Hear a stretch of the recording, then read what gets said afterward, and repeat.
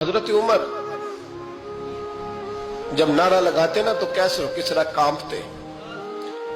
सफीर आते रूम के मिलने के लिए तो कहते जाओ उमर नफल पढ़ रहे हैं, टाइम कोई नहीं। एक दिन अंदर मीटिंग हो रही थी, हजरत उमर मीटिंग में बैठे थे। आपके बेटे मिलने आए अब्दुल्ला इब्ने उमर। अब्बा जी अंदर आ जाओ, फरमाया दरवाजे पे खड़ा हो, मैं जरूरी बात कर रहा हूं, अंदर ना आना।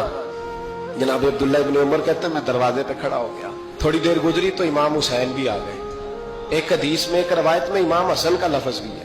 इमाम हुसैन आए, आके अब्दुल्ला इब्ने उमर से कहने लगे उमर फारूक अंदर है? तो कहा वो अंदर तो है।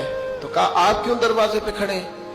कहने लगे अब्बा जी ने कहा है यहाँ इंतजार करो, मैं कोई जरूरी बात कर रहा हूँ, लेकिन शहजादे मेरे लिए कहा है, मेरे लिए आप जाना चाहे तो चले जाए। इमाम हुसैन कहने लगे अमीरुल मोमिनीन कोई बात कर रहे होंगे, मैं जोहर के वक्त मस्जिद में मिल लूंगा, जोर का टाइम आएगा ना तो मैं मस्जिद में मिल लूंगा। ये कह के चले गए। हजरत उमर बाहर आए तो हजरत अब्दुल्ला इब्ने उमर से कहा कि कोई आया तो नहीं? अर्ज की हुजूर हुसैन इब्ने अली आए। हुसैन इब्ने अली। तो कहा अंदर क्यों नहीं भेजा? कहा मैंने कहा था बेशक चले जाएं, लेकिन वो कह रहे थे कि मैं जोहर के वक्त मस्जिद में मिल लूंगा। तो सैयदना उमर फारूक फरमाने लगे अब्दुल्ला तुझे तेरी मां रोए, हुसैन को क्यों वापस भेजा?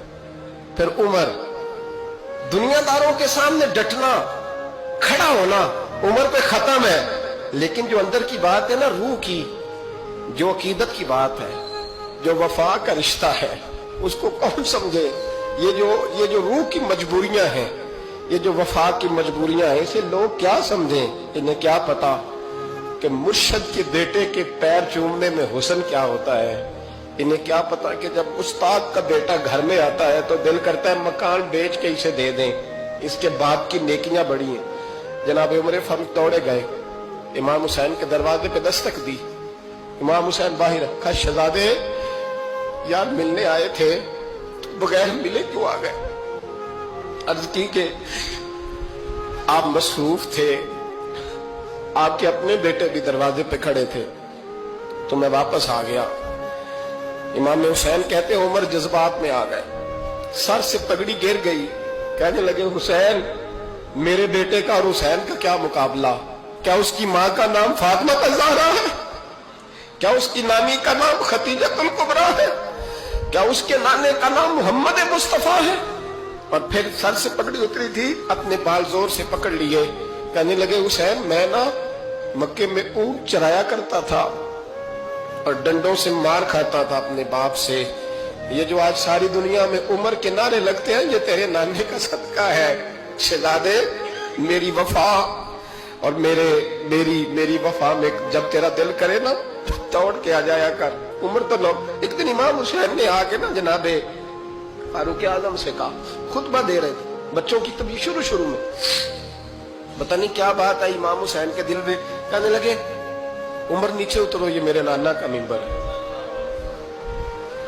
तो हजरत सैयदना उमर, सुनो कभी मेरा भी बच्चा आ जाए तो मैं कहता हूं इसको पकड़ो यार, बच्चों को तो नहीं ना जुमों में मतलब जिक्र किया जाता, उतरना मेरे नाने का मिंबर है।